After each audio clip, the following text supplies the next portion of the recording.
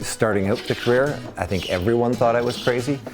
No one truly wants to become a shipwright, I think, these days, but wooden boats is in my blood.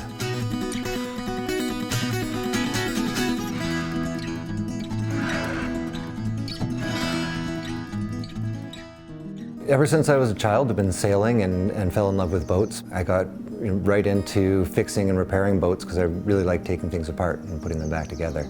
And once I went through all the machinery and blenders in the house, and then I ended up getting into boats.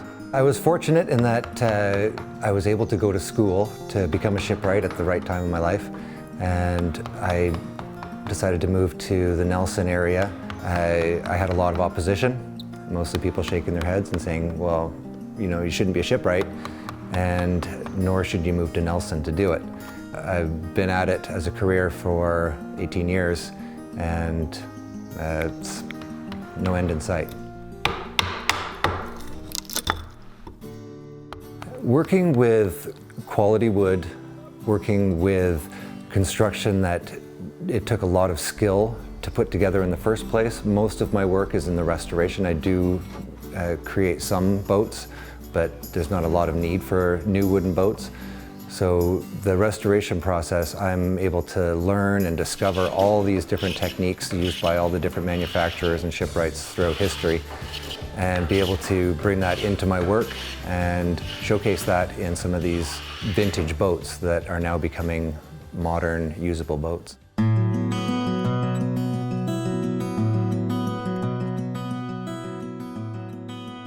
The Merriwake was built by a Japanese-Canadian shipwright in North Coast, British Columbia. And it was one of hundreds of boats of that style that were used all throughout the 30s pre-war on the Pacific Ocean for fishing. Then mid-World War II, when the Japanese-Canadians were interned, the shipwright who built the boat was interned in Slocan City. This vessel was purchased and brought to the Kootenays several years ago, and she ended up sinking at her moorage several times.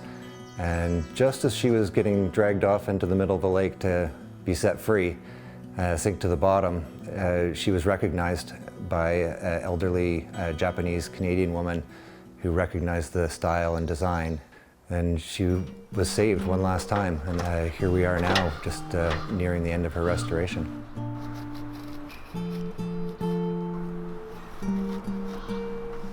We use mostly traditional methods all the way through, including the tools and structural components. There's no glue or epoxies used anywhere in the reconstruction of the boat.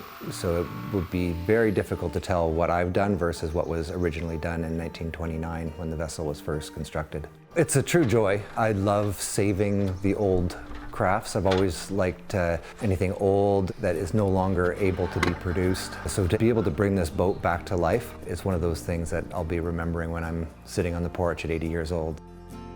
It's got a significant history to Slocan, where this shipwright now had been interned there, and now the last of his vessels will be resting there indefinitely. Knowing that I've been able to be a part of that is a true pleasure. The fact that my name is on the boat is not really that exciting to me, but me knowing that I've been a part of it, and my children will know that I was a part of it, and hopefully my grandchildren beyond that,